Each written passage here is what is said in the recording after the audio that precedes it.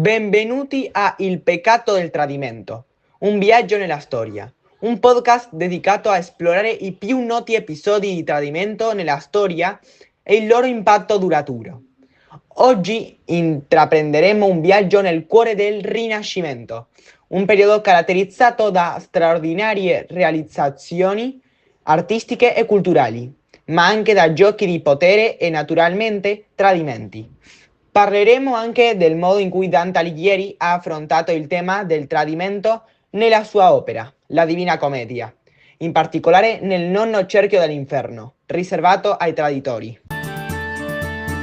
Si dice spesso che il tradimento venga solo da coloro che ci sono vicini. Questa affermazione si basa su un principio fondamentale. I nostri nemici non possono tradirci, perché non hanno mai guadagnato la nostra fiducia. Solo coloro che amiamo, rispettiamo e di cui ci fidiamo hanno il potere di tradirci. I padri, i fratelli, i parenti, gli amici, questi sono i traditori che veramente ci lasceranno cicatrici profonde. E la storia è piena di esempi che dimostrano la validità di questa dolorosa verità. Parlando del tradimento, come non possiamo non menzionare uno dei periodi più affascinanti e turbolenti della storia, il Rinascimento. Quando pensiamo al Rinascimento, i nomi grandi di artisti come Michelangelo e Leonardo da Vinci sono tra i primi che ci vengono in mente. Ma questo periodo non è solo un'epoca di innovazioni artistiche, è anche un'epoca di disputa familiare e anche politica, spesso culminante in tradimenti brutali. Un esempio emblematico è la Congiura dei Pazzi, uno degli eventi e degli episodi più famosi della storia fiorentina. La Congiura dei Pazzi ebbe lungo il 26 aprile del 1478, durante la messa in Santa Maria del Fiore. La famiglia Pazzi, una delle più importanti di Firenze, tentò di assassinare Lorenzo di Medici, detto anche il Magnifico, e il suo fratello Giuliano di Medici, per porre fine al dominio della famiglia Medici sulla città.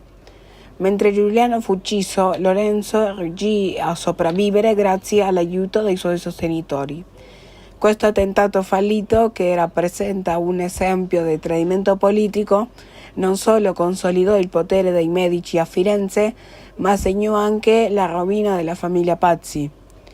Il loro tradimento si pone contro di loro, dimostrando come la fiducia violata e l'ambizione politica possono portare a conseguenze devastanti. Nel cristianesimo, forse il più famoso tradimento di tutti i tempi è quello di Giuda Iscariota.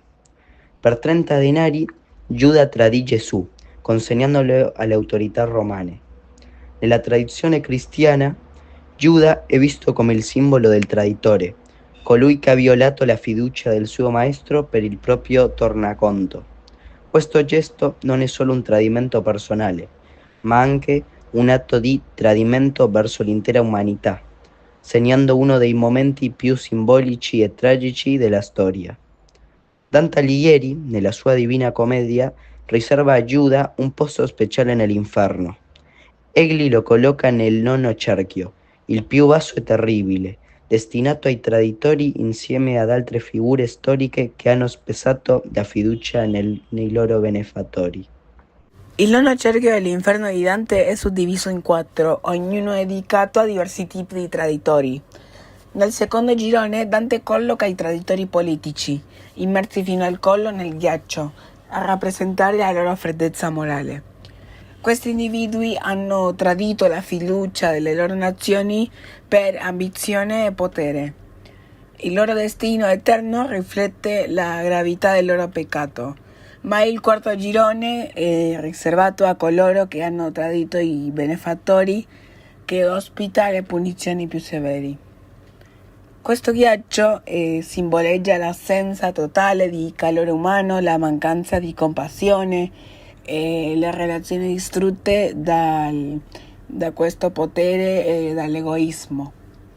Accanto a Giuda troviamo altre figure come Bruto e Cassio e i traditori di Giulio Cesare, che rappresentano il tradimento non solo di un leader, ma anche della propria patria. Giulio Cesare, vittima del tradimento per eccellenza, pronunciò una delle frasi più famose della storia. In latino tu quoque brute e in italiano anche tu bruto. Queste parole incarnano lo shock e il dolore di un uomo che si rende conto il suo più fidato alleato, il figlio adottivo, si è rivolto contro di lui. Bruto, insieme a Cassio, è condannato da Dante allo stesso destino di Giuda, immerso per sempre nel ghiaccio, un simbolo del freddo calcolo che accompagna ogni tradimento. Il tradimento ha attraversato epoche e culture, lasciando cicatrici indelebili nella storia. L'esempio di Cesare è solo uno dei tanti. Anche nell'Antico Testamento troviamo storie di tradimento.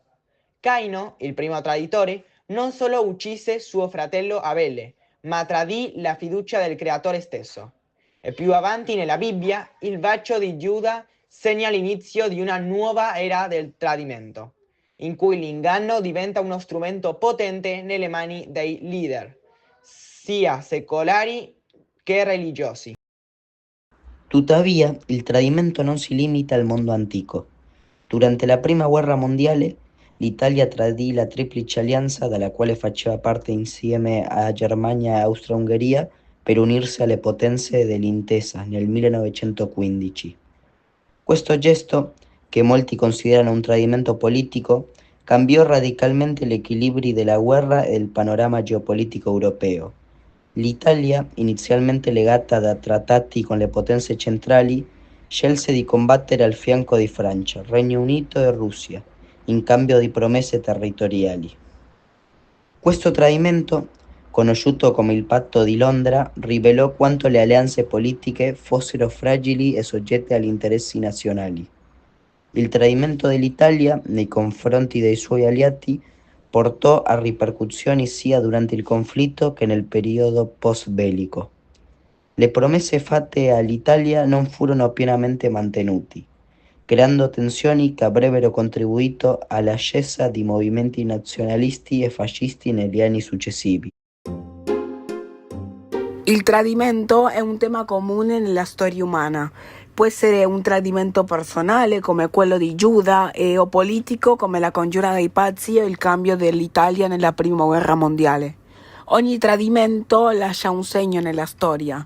Dante nell'Inferno ha reso queste storie indimenticabili, punendo i traditori nel freddo nono cerchio dell'inferno.